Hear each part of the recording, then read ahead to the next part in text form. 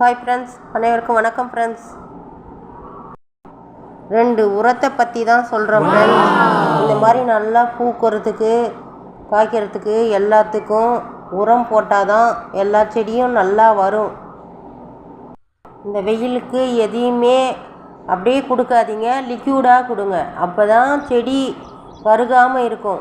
இப்போது வெயிலுக்கு அப்படியே ஃபுல்லாக எல்லாமே கருகி போகுது. பூவே கருகிட்டு இருக்குது. பூ அந்த அளவுக்கு நல்லா தலை வரும். பூத்துச்சுன்னா பூவே கருகி போகுது, அந்த அளவுக்கு இருக்குது. இந்த பூவெல்லாம் பாருங்கள், மேலெல்லாம் அப்படியே கருகிற மாதிரி இருக்குது. இப்போ அந்த செடியும் பாருங்கள், தளிர் வருது, அப்படியே கருகி இருக்குது. அந்த அளவுக்கு வெயில் வந்திருக்கு. இப்போது செடிங்களுக்கெல்லாம் கீழே மூடாக்கு போடுங்க. மாதுளை செடியும் அப்படியே எவ்வளோ தளிராக வரும். அப்படியே எவ்வளோ தண்ணி ஊற்றினாலும் உரம் போட்டாலும் அப்படியே தளிரே சரியாக வர மாட்டேங்குது. நீங்கள் 2 வேளையும் தண்ணி நல்லா ஊற்றுங்க. உரம் கொடுக்கறது நீங்கள் லிக்யூடாக தான், இந்த சம்மர் சீசன் முடிகிற வரைக்கும் லிக்யூடாகவே கொடுங்க. அப்போ தான் செடி நல்லா வரும். அந்த அரும்பு அந்த மலரும் போதே அதில் 9 அரும்பு இருக்குது. மொட்டு அன்றைக்கே எண்ணி சொன்னோம், என்ன அழகாக பூத்துருக்கு. அது எல்லாமே கருகுன மாதிரி இருக்குது. அந்த மேலே பூ நல்லா தலைன்னு வரமாட்டேங்குது. அதனால் நீங்கள் இப்படி கொடுக்கணும். 2 வேளையும் தண்ணியும் ஊற்றணும். உரம் மட்டும் லிக்யூடாகவே கொடுங்க. அப்படியே பவுட்ரு ஃபார்மில் எல்லாம் கொடுக்காதீங்க, வேர் அழுகி போயிடும். நான் இப்போது ஒரு உரத்தை பற்றி தான் நான் சொல்ல போகிறேன் ஃப்ரெண்ட்ஸ். அந்த உரம் நீங்கள் அது செடிக்கும் கொடுக்கலாம். மேலே இது மாதிரி எல்லா இடத்துக்கும் தெளிச்சும் விடுங்க. நீங்கள் தெளித்து அந்த மாதிரி விட்டிங்கன்னா தான் உங்களோட செடி நல்லா வரும். இந்த வெயிலுக்கு நீங்கள் எந்த அளவுக்கு செடிக்கு வேருக்கு மட்டும் தண்ணி விடாதீங்க. ஒரு முறையும் விடும்போதும் செடி தளிர் மேலே செடிக்கு விடுங்க. ஹாய் ஃப்ரெண்ட்ஸ், அனைவருக்கும் வணக்கம் ஃப்ரெண்ட்ஸ். இந்த மிளகா செடியை பற்றி சொல்லியிருந்தேன் இல்லைங்களா? நல்லா பெருசாக வருது, எல்லாம் பெருசாக வருது, என்ன செடின்னு தெரியல அப்படின்னு சொல்லியிருந்தேன். இது நீட்டு மிளகா தான், குண்டு மிளகான்னு நினச்சேன். நீட்டு மிளகா தான் இது பிஞ்சு இப்போ தான் விடுது.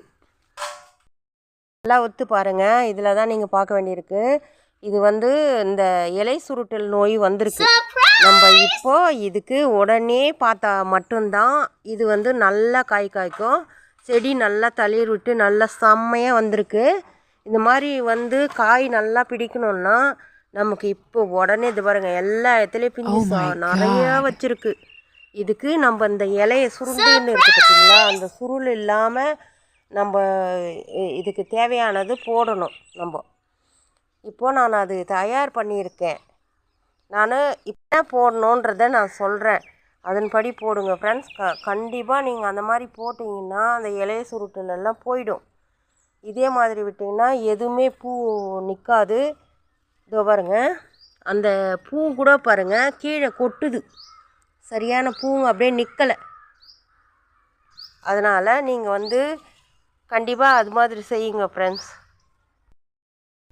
இது மேலே கண்டிப்பாக நீங்கள் தெளித்து விட்டிங்களா மட்டும்தான் செடி கரெக்டாக நல்லா வரும். அதிலே தான் ஒரே செடியிலே ஒரே பாட்டிலே பெரிய பாட்டாக வச்சுருக்கேன். இதுலேயே இந்த முல்லை செடியும் வச்சுருக்கேன். இது என்ன நல்லா தளிர் விட்டு வந்திருக்கு பாருங்கள்.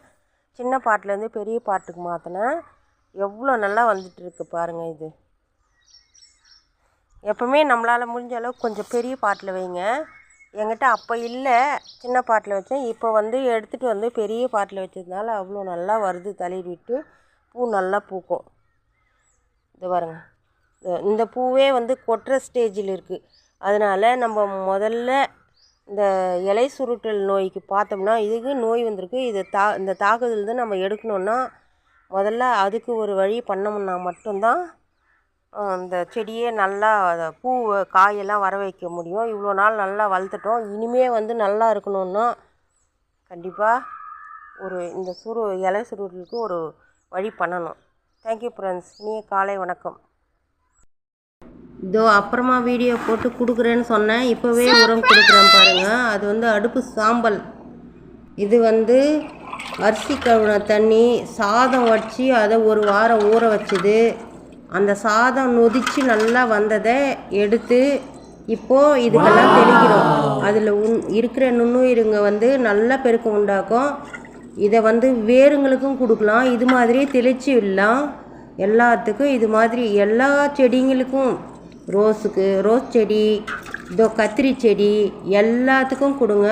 கத்திரி செடியிலையும் பூச்சி வச்சுருக்கு, அதுக்கும் தெளிக்கிறேன் நான். அப்படி தெளிச்சிட்டு அதுக்கு மேலே இந்த அடுப்பு சாம்பல் இருக்குது இல்லைங்களா, இதை எடுத்து அப்படியே தெளித்து விடுங்க. இது நம்ம அந்த தண்ணி தெளித்தா அதை அப்படியே பிடிச்சிக்கும். இந்த தண்ணி தெளித்ததுனால நம்ம இந்த அடுப்பு சாம்பல் அது மேலே தெளிச்சோமா அப்படியே பிடிச்சிக்கும். அப்போது இந்த இலை சுருட்டல் நோயெல்லாம் போயிடும். அப்படியே போயிட்டு செடி நல்லா தழைச்சி வரும். அது மாதிரி இப்போது போட்டிருக்கேன் ஃப்ரெண்ட்ஸ். இது மாதிரி 2 முறை செஞ்சுருக்கேன் நான். நல்லா ரிசல்ட்டு கொடுத்தது. அது மாதிரி தான் இந்த எல்லா செடிங்களையும் நான் வச்சுட்டு வரேன். எல்லா செடிக்கும் இது மாதிரி தான். இன்னும் நான் எந்த உரமுமே தேட தேவையில்லை. இதுவே மெயினான உரம் நான் போட்டுட்டு வரேன். இது மாதிரி போடுங்க ஃப்ரெண்ட்ஸ், அப்போ தான் செடி நல்லாயிருக்கும். மெயினாக இந்த மிளகா செடிக்கு, இலை சுருட்டல் நோய்க்கு கண்டிப்பாக நீங்கள் இதை போட்டே ஆகணும். இது மாதிரியும் போடுங்க, வேருக்கும் கொடுங்க. இது எல்லா செடிக்கும் தெளித்து விட்டேன்.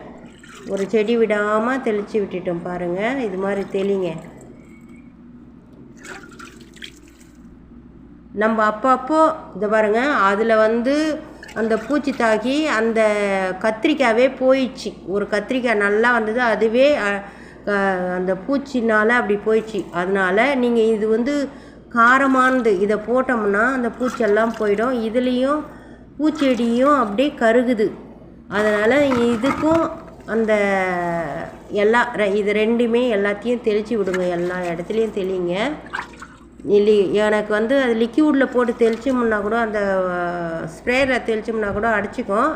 இப்படி போட்டு நீங்கள் கையிலே அப்படியே தெளித்து விட்டிங்கன்னாவே நல்லா பிடிச்சிக்கும். நீங்கள் தெளிக்கிறது எனக்கு உங்களுக்கு வீடியோக்காக இப்போவே போய் எடுத்து உங்களுக்கு தெளித்து விட்டேன். நீங்கள் வந்து காலையில் தெளிக்க பழகிக்கோங்க ஃப்ரெண்ட்ஸ். இது வந்து காலையில் தெளிங்க. இது மாதிரி வேருக்கும் ஊற்றுங்க. இது மாதிரி தெளிச்சிக்கோங்க, வேருக்கும் இந்த மாதிரி ஊற்றுங்க. பிடிச்சா இல்லைங்க. இப்போ லைக் பண்ணுங்கள், ஷேர் பண்ணுங்கள், சப்ஸ்கிரைப்